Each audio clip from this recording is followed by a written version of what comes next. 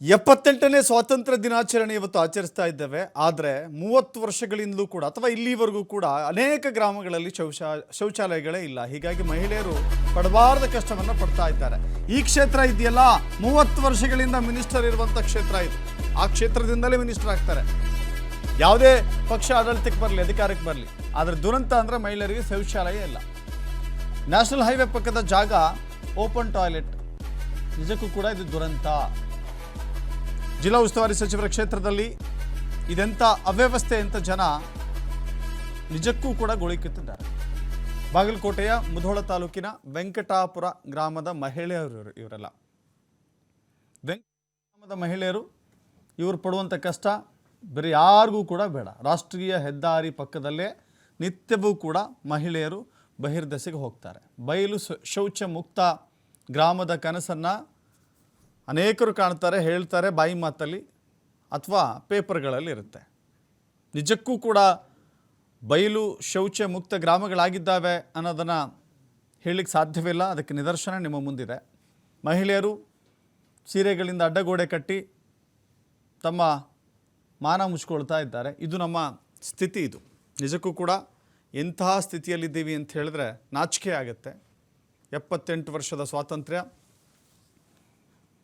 ಎಷ್ಟು ಸರ್ಕಾರ ಬಂದು ಎಷ್ಟು ಸರ್ಕಾರ ಹೋದ್ವೋ ಲೆಕ್ಕಕ್ಕಿಲ್ಲ. ಹೀಗೆ ಮಹಿಳೆಯರು, ಅದು ಹೆದ್ದಾರಿ ಪಕ್ಕದಲ್ಲೇ ಇಂಥ ಅವ್ಯವಸ್ಥೆಯ ಆಗ್ರಹ ಆಗಿದೆ. ಹೇಳಿ ಕೇಳಿ ಮುಧೋಳ ತಾಲೂಕಿದೆಯಲ್ಲ, ಮುಧೋಳ ತಾಲೂಕಿನಲ್ಲಿ ಪ್ರತಿ ಸರ್ಕಾರ ಬದಲಾವಣೆ ಆದರೂ ಕೂಡ ಸಚಿವರಿದ್ದೇ ಇರ್ತಾರೆ. ಆ ಕ್ಷೇತ್ರದಿಂದ ಅವ್ರ ಹೆಸರು ಹೇಳಬೇಕಾ? ಎಸ್, ಅವ್ರ ಹೆಸರನ್ನ ಹೇಳಬೇಕಾಗತ್ತೆ. ಕಾಂಗ್ರೆಸ್ಸಿಂದ ಗೆದ್ದರೆ RB ತಿಮ್ಮಾಪುರ, BJPಯಿಂದ ಗೆದ್ದರೆ ಗೋವಿಂದ ಕಾರಜೋಳ. ಮುಧೋಳ ಕ್ಷೇತ್ರದಲ್ಲಿ ಸಚಿವರು ಫಿಕ್ಸ್. ಬಾಗಲಕೋಟೆಗೆ ಸಿಗುತ್ತೋ ಇಲ್ವೋ, ಬಾದಾಮಿಗೆ ಸಿಗುತ್ತೋ ಇಲ್ವೋ, ಬೆಳಗಿಗೆ ಸಿಗುತ್ತೋ ಇಲ್ವೋ, ಜಮಖಂಡಿಗೆ ಸಿಗುತ್ತೋ ಇಲ್ವೋ, ತೇರದಾಳಕ್ಕೆ ಸಿಗುತ್ತೋ ಇಲ್ವೋ, ಮುಧೋಳಕ್ಕೆ ಮಾತ್ರ ಫಿಕ್ಸ್. ಮುಧೋಳದಿಂದ ಸಚಿವರು ಹಾಗೇ ಆಗ್ತಾರೆ. SC ಮೀಸಲು ಕ್ಷೇತ್ರದಲ್ಲಿ ಆಯ್ಕೆಯಾದಂಥ ಶಾಸಕರು ಸಚಿವರು ಹಾಗೇ ಆಗ್ತಾರೆ. ಈಗ ಸಚಿವರಿರುವಂಥವರು RB ತಿಮ್ಮಾಪುರ ಅವರೇ, ದಯವಿಟ್ಟು ಈ ಸುದ್ದಿಯನ್ನು ನೋಡ್ಬೇಕು ನೀವು. ನಿಮ್ಮ ಕ್ಷೇತ್ರ ಇದು, 30 ವರ್ಷದಿಂದ ಸಚಿವರಿರುವಂಥ ಕ್ಷೇತ್ರ ಇದು. ಹೆಣ್ಮಕ್ಳು ಹಿಂಗೆ ಒಂದು ಚೆಂಬಿಡ್ಕೊಂಡು ಬಕೆಟ್ ಹಿಡ್ಕೊಂಡು ಆ ಜಾಲಿಗಿಡದ ಮರೆಗೆ ಹೋಗ್ಬೇಕಾ? ಶೌಚಾಲಯಗಳು ಕರ್ನಾಟಕಕ್ಕೆ ಅವಾರ್ಡ್ ಬೇರೆ ಬಂದಿತ್ತು, ಬಯಲು ಬಹಿರ್ದೆಸೆ ಮುಕ್ತ ಕರ್ನಾಟಕ ಅಂತ. ಎಲ್ಲಿದೆ ಬಯಲು ಬಹಿರ್ದೆಸೆ ಮುಕ್ತ ಕರ್ನಾಟಕ? ಪೇಪರ್ಗಳಲ್ಲಿದೆ, ಡಾಕ್ಯುಮೆಂಟ್ಗಳಲ್ಲಿದೆ, ದಾಖಲೆಗಳಲ್ಲಿ ಭದ್ರವಾಗಿದೆ. ಅದೆಷ್ಟು ರೂಪಾಯಿ ಶೌಚಾಲಯದ ಹೆಸರಿನಲ್ಲಿ ಕೊಳ್ಳೆ ಹೊಡೆದ್ರೋ ಗೊತ್ತಿಲ್ಲ. ಕೋಟಿ ರೂಪಾಯಿ ಪ್ರತಿ ವರ್ಷವೂ ಕೂಡ ಶೌಚಾಲಯದ ಹೆಸರಿನಲ್ಲಿ ಕೊಳ್ಳೆ ಆಗುತ್ತೆ. ಬಟ್ ಶೌಚಾಲಯ, ನಿಜ ಅರ್ಥದಲ್ಲಿ ಶೌಚಾಲಯಗಳಿದೆಯಾ ಅಂತ ಹೇಳಿದ್ರೆ ಇಲ್ಲ. ಇದ್ದಿದ್ರೆ ಯಾಕೆ ಈ ಹೆಣ್ಮಕ್ಳು ಹೀಗೆ ಬೀದಿಗಿಳಿತಾ ಇದ್ರು? ಚಿಕ್ಕ ಮಕ್ಕಳು, ವಯಸ್ಸಾದಂಥ ವೃದ್ಧೆಯರು ಈ ಗ್ರಾಮಕ್ಕೆ ಹೆಣ್ಣು ಕೊಡೋಕ್ಕೂ ಹಿಂದೆ ಮುಂದೆ ನೋಡ್ತಾರೆ. ಶೌಚಾಲಯಗಳಿಲ್ಲದ ಗ್ರಾಮಕ್ಕೆ ಹೆಣ್ಣು ಕೊಡೋಕ್ಕೂ ಹಿಂದೆ ಮುಂದೆ ನೋಡ್ತಾರೆ. ಮುಧೋಳ ತಾಲೂಕಿನ ವೆಂಕಟಾಪುರ ಗ್ರಾಮದ ಸ್ಥಿತಿಯನ್ನು ನಿಮ್ಮ ಮುಂದೆ ಇಡ್ತಾ ಇದ್ದೀವಿ.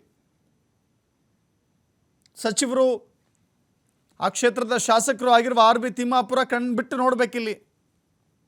ಬಾಗಲಕೋಟೆ ಉಸ್ತುವಾರಿ ಸಚಿವರು 30 ವರ್ಷ ರೀ. ಕಳೆದ ಬಾರಿ ಗೋವಿಂದ ಕಾರಜೋಳ ಡೆಪ್ಯೂಟಿ CM ಆಗಿದ್ದರು, ಉಪಮುಖ್ಯಮಂತ್ರಿಯಾಗಿದ್ದರು. ಅವರು ರಾಜಕೀಯ ಜೋರಾಗಿ ನಡೆಯುತ್ತೆ. ಅನುಕೂಲ ಏನು? ಹಿಂಗ ನಮ್ಮ ಮನೆ ಹೆಣ್ಣುಮಕ್ಕಳನ್ನು ಬೀದಿಗೆ ಬಿಟ್ಟು, ಬೀದಿಯಲ್ಲಿ ಹೈವೇನ ಪಕ್ಕದಲ್ಲಿ ಹಿಂಗೆ ಬಯಲು ಬಹಿರ್ದೆಸೆಗೆ ಹೋಗಬೇಕು ಅಂತ ಹೇಳಿದ್ರೆ ನಾಚಿಕೆ ಆಗೋದಿಲ್ವಾ?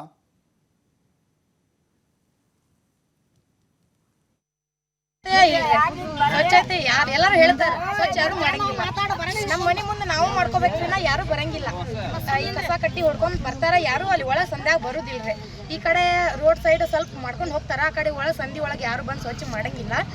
ಮತ್ತು ನಮ್ಗೆ ಶೌಚಾಲಯ ಮೇನ್ ಪಾಯಿಂಟ್ ಬೇಕ್ರಿ. ಹೆಣ್ಮಕ್ಳಿಗೆ ಶೌಚಾಲಯ ಕಡ್ಡಾಯವಾಗಿ ಬೇಕೇ ಬೇಕ್ರಿ. ಅದೇನು ಮಾಡಿಕೊಡ್ಲಿಲ್ಲ ಅಂದ್ರೆ ನಾವು ನಮ್ಮ ಕ್ರಮಗಳನ್ನ ತಗೊಳ್ತೀವ್ರಿ. ನಾವು ಏನು ಮಾಡಬೇಕು ನಾವು ಮುಂದಿನ ನಿರ್ಧಾರ ಮಾಡ್ಕೊಂಡಿವಿ. ಇನ್ನೊಂದು ಸ್ವಲ್ಪ ದಿನ ಅಷ್ಟೇ ವೇಟ್ ಮಾಡ್ತೀವಿ. ನೀವು ಗೌರ್ಮೆಂಟ್ದಿಂದ ನಮ್ಗೆ ಶೌಚಾಲಯ ಮಾಡಿಕೊಡ್ಲಿಲ್ಲ ಅಂದ್ರೆ ನಾವು ನಮ್ಮ ಕಠಿಣ ಕ್ರಮವನ್ನು ಕೈಗೊಳ್ಳಬೇಕಾಗ್ತೈತ್ರಿ.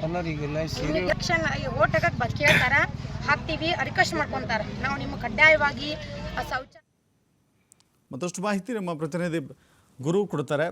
ಗುರು, ಗಮನಿಸ್ತಾ ಇದ್ದೀವಿ ಹೈವೇ ಪಕ್ಕದಲ್ಲಿ ಅವರು ಕೂಡ ಈ ರಸ್ತೆಯಲ್ಲೇ ಹಾದು ಹೋಗ್ತಾರೆ ಅಂತ ಅನಿಸುತ್ತೆ. ಅಲ್ಲಿನ ಸಚಿವರು ಈ ರಸ್ತೆಯಲ್ಲಿ ಹಾದು ಹೋಗ್ತಾರೆ ಅಂತ ಅನಿಸುತ್ತೆ.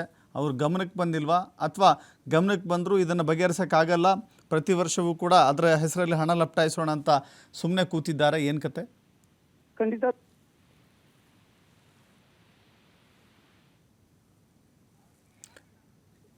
ಎಸ್, ಕಾಲ್ ಕಟ್ಟಾಗಿದೆ. ಇಂಥ ಸ್ಟೋರಿಗಳನ್ನು ನಾವು ಯಾವ ಶತಮಾನದಲ್ಲಿ ನೋಡ್ತಾ ಇದ್ವಿ? ಇಂಥ ಸುದ್ದಿಗಳನ್ನು ಇತ್ತೀಚೆಗೆ ಕಮ್ಮಿ ಆಗಿದೆ. ಎಲ್ಲ ಗ್ರಾಮಗಳಲ್ಲೂ ಕೂಡ ಶೌಚಾಲಯಗಳಿದೆ ಅಂತ ಅಂದ್ಕೊಂಡಿದ್ರೇನೋ ಗೊತ್ತಿಲ್ಲ. 78 ವರ್ಷ ಸ್ವಾತಂತ್ರ್ಯದ ಸಂಭ್ರಮದಲ್ಲಿದ್ದೀವಿ. ಆದರೆ ಈ ಗ್ರಾಮದ ಮಹಿಳೆಯರು ಬೀದಿಗಿಳಿದು ಹೋರಾಟ ಮಾಡ್ತಾ ಇದ್ದಾರೆ.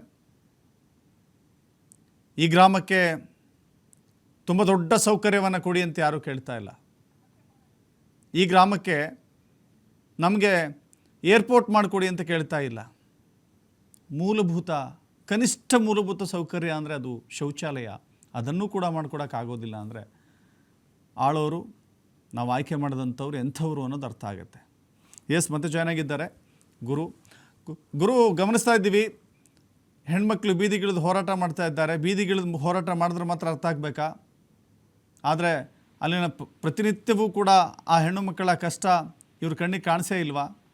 ಈಗಲಾದರೂ ಪರಿಹಾರ ಈ ವಿಚಾರ ಗಮನಕ್ಕಿದೆಯಾ ಇಲ್ವಾ ಆರ್.ಬಿ. ತಿಮ್ಮಾಪುರ್ಗೆ? ಖಂಡಿತ ದಶರಥ್, ಏನು ಕಳೆದ 30 ವರ್ಷಗಳಿಂದ ಏನು ಮುಧೋಳ ಕ್ಷೇತ್ರಕ್ಕೆ ಮೀಸಲು ಕ್ಷೇತ್ರ ಎಂದ ಹೆಸರುವಾಗಿ ವಾಸಿಯಾಗಿರುವಂತದ್ದು, ಮುಖ್ಯವಾಗಿ ಯಾರೇ ಒಬ್ರು ಬಾಗಲಕೋಟೆ ಜಿಲ್ಲೆಗೆ ಸಂಬಂಧಪಟ್ಟಂತೆ ಎಲ್ಲವೂ ಕೂಡ ಮುಧೋಳ ಕ್ಷೇತ್ರಕ್ಕೆ ಸಚಿವ ಸ್ಥಾನ ಮಾತ್ರ ಕಟ್ಟಿಟ್ಟ ಬುತ್ತಿ ಅಂತಾನೆ ಹೇಳ್ಬೇಕಾಗತ್ತೆ. ಆದ್ರೆ ಈ ಎಲ್ಲವನ್ನೂ ಕೂಡ ಕಳೆದ 10 ವರ್ಷಗಳಿಂದ ಶೌಚಾಲಯನ ಕೊಡ್ಬೇಕು ಅನ್ನೋ ನಿಟ್ಟಿನಲ್ಲಿ ಸಾಕಷ್ಟು ಬಾರಿ ಅಧಿಕಾರಿಗಳಿಗೆ ಕೂಡ ಮನವಿಯನ್ನು ಕೊಟ್ಟಿರುವಂತದ್ದು. ಮುಖ್ಯವಾಗಿ ಉಸ್ತುವಾರಿ ಸಚಿವ ಆರ್.ಬಿ. ಅವರಿಗೂ ಕಳೆದ ಚುನಾವಣೆಯ ಸಂದರ್ಭದಲ್ಲಿ ಪ್ರಚಾರ ಬಂದಂತ ಸಂದರ್ಭದಲ್ಲಿ ಕೂಡ ಆ ಮಹಿಳೆಯರು ಅವರು ಏನು ಸಾಕಷ್ಟು ಬಾರಿ ಇದನ್ನ ಮನವಿಯನ್ನ ಕೂಡ ಮಾಡಿರುವಂತದ್ದು. ಮುಖ್ಯವಾಗಿ ಏನು ಡಂಗೆಪ್ಪ ಅಂತಕ್ಕಂತ ಒಂದು ದೇವಸ್ಥಾನ ಇರುತ್ತೆ, ಆ ದೇವಸ್ಥಾನದ ಮುಂಭಾಗದಲ್ಲಿ ನಿಂತಿರತಕ್ಕಂತ ಸಾಕಷ್ಟು ಮಹಿಳೆಯರು ಕೂಡ ಅವರಿಗೆ ನಮಗೆ ಬಹಿರ್ದೇಶಕ್ಕೆ ಹೋಗ್ಲಿಕ್ಕೆ ಒಂದು ಶೌಚಾಲಯವನ್ನ ಕೊಡ್ಬೇಕು ಅನ್ನೋ ನಿಟ್ಟಿನಲ್ಲಿ ಸಾಕಷ್ಟು ಬಾರಿ ಮನವಿಯನ್ನ ಕೂಡ ಸಚಿವರಿಗೆ ಕೂಡ ಮಾಡಿರುವಂತದ್ದು. ಮುಖ್ಯವಾಗಿ ಏನು ಆರ್.ಬಿ. ತಿಮ್ಮಾಪುರ್ ಸ್ವತಃ